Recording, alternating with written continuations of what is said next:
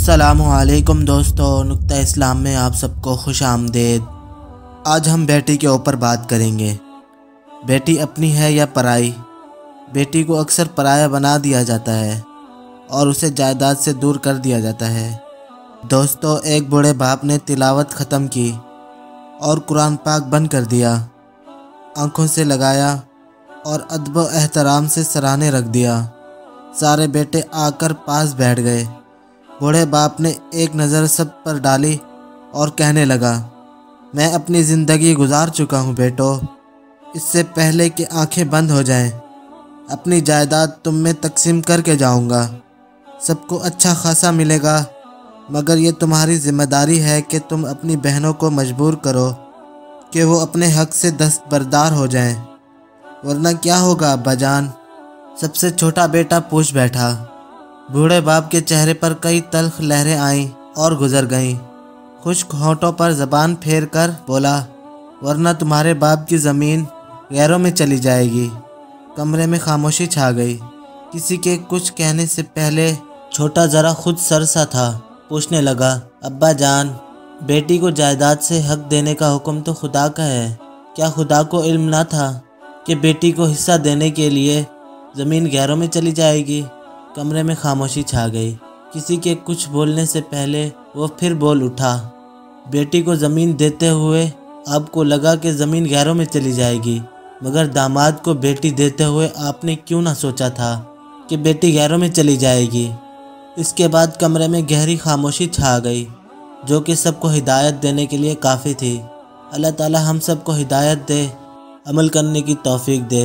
बेटे भी समझदार और तरबियत के लायक होते हैं, लेकिन जितना हक़ बेटों को देते हैं, जितना इनसे प्यार करते हैं, इतना बेटियों से भी करें। वो गैर नहीं होती। आप इसकी शादी करते हैं, इसकी रुखसती करते हैं, इसको बेचते नहीं हैं। वो आपकी बेटी आपका खून होती है। मरते दम तक माँ बाप का प्यार, भाइयों का लाड नहीं भूलती। हर कोई एक जैसी भी नहीं होती, बुरी भी नहीं होती, क्योंकि तालीम अदब व इल्म की फरास्त नहीं सिखाती।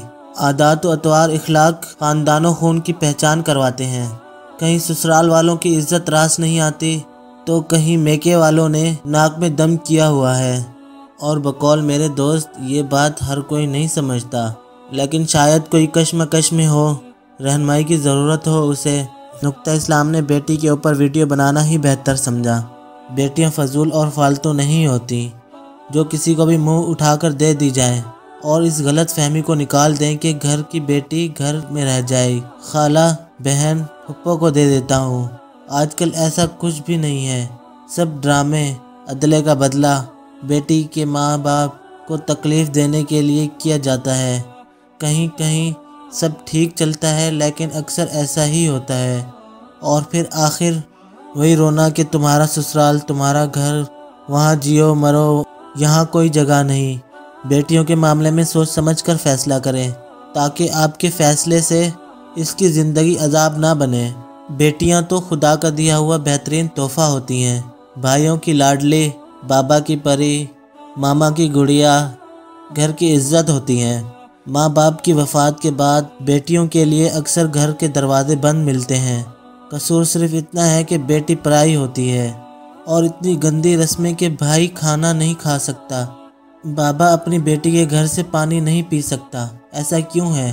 अल्लाह हम सबको हिदायत दे, आपको और मुझे अमल करने की तौफीक दे।